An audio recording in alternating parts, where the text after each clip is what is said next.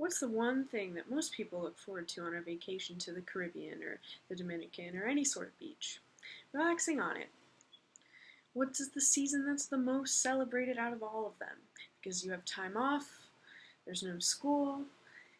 It's summer. The one thing that we all love to soak up. Vitamin D. And what do all these things have in common? The sun. I will admit that I haven't taken advantage of solar energy, and I leave my fair share of a carbon footprint. I have a car, I pay utilities, I use energy. I can't help it. We all do. However, after opening my eyes to the simple truth of the power of the sun, I see no better way to change our energy crisis. It really is incredible how simple it is and how much it's ignored. The sun has the potential and power to revolutionize how we use and look at energy as a whole. Today I will share with you the ins and outs of solar energy. First, I will discuss the problem of our energy consumption. Then, I will go into the incredible potential of solar energy and its many, many benefits. And finally, I will strive to convince you of the fact that converting to solar energy can revolutionize the world that we live in, and change is not so far out of our grasp. I'd like to begin by informing you about our energy consumption. It's problematic. It's common knowledge. We've known from a very young age that we all use energy, and gas and oil are all depletable and they're non-renewable. And they're our main forms of energy consumption. As a society, though, we overlook this largely because of the profit to be gained and the lack of accountability. Everyone uses it, so why can't I? That's why people invest in things like Hummers and limos and houses that require so much heat and air conditioning, because they see no consequence to it. To them, it's just bigger is better. More money gets you more energy. Our need for energy increases every day. Our need for energy increases every day. Our view of energy as a society is warped. It's easier to ignore the problem than to change it. In his book Solar Power, Jim Uhlenhoff observes this simple fact. We are a growing and evolving society, and therefore our energy needs increase constantly. Changing energy consumption, however, is a socially and politically problematic situation. Politically, because of its ties to politicians and the oil industry and foreign affairs, and socially because of the way we look at it, is how David Elliott notes in his book Energy, Society, and Environment, which was published in 2002. But what if we didn't have to? What if we could enjoy the benefits and still pay attention to the consequences, or rather have no consequences? Because we can. There is a solution, and it's the sun. All forms of energy on Earth can be tied to the sun. In her book Natural and Artificial Photosynthesis, Riza Razfield in 2013 observes that very simple truth that everything goes back to the sun. As you can see, I'm in the sun right now, and there's no escaping it. It's always there, and it's always been a source of power.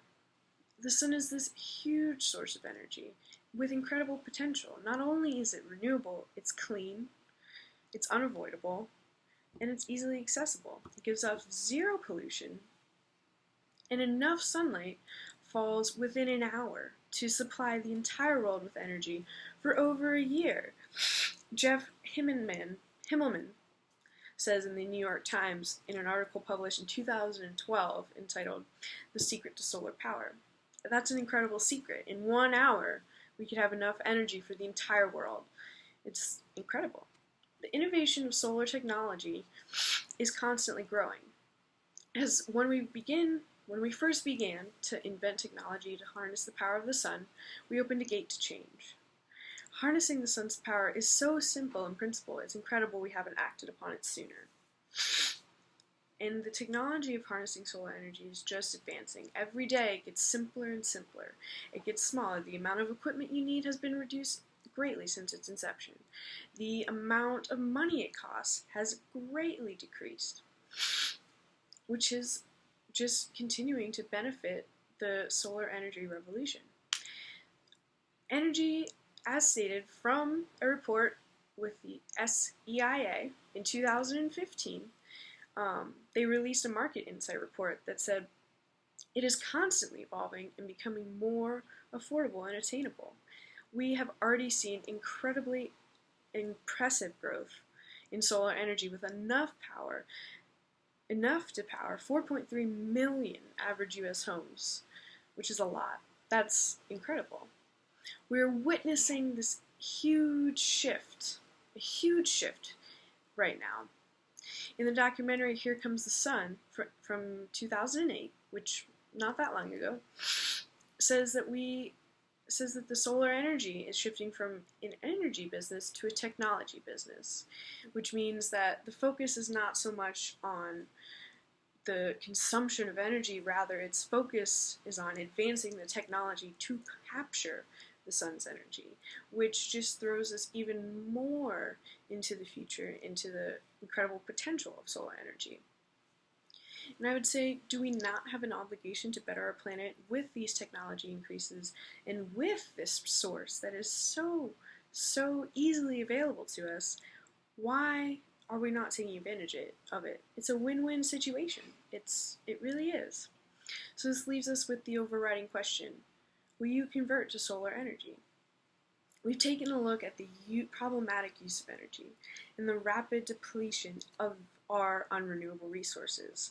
Oil, gas, a lot of it, it's going to run out. And as much as we don't want it to, and as much as we think that it won't, it's unescapable. They're fossil fuels. They have to end.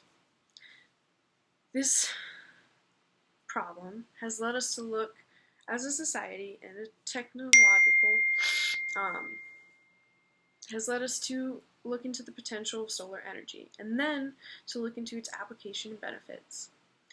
Converting to solar energy has become much more attainable in recent years, and it serves only to benefit us and the planet. The sun has the potential and power to revolutionize how we look and use energy. And it's easy to ignore solar energy, I'm not going to lie. It is. Until I looked into it, I put it off to the side. I'll get to it eventually, or it's too expensive, or it's just too complicated, and oil and gas are so easily available, but it's not true.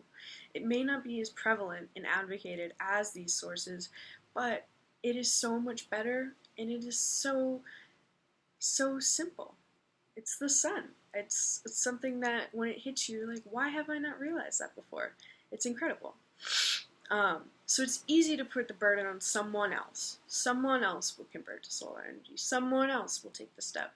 And I'll follow in a few years, or I'll follow in a few months. It doesn't matter. I will get to it, but someone else will get there first, and that's good enough. The problem is, we're all someone else's to someone else, and it's not good enough.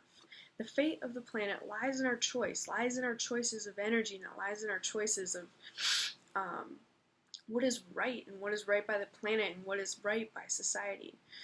The fate, it's up to us, and if we don't change, if we don't convert to solar power, us as individuals, who will?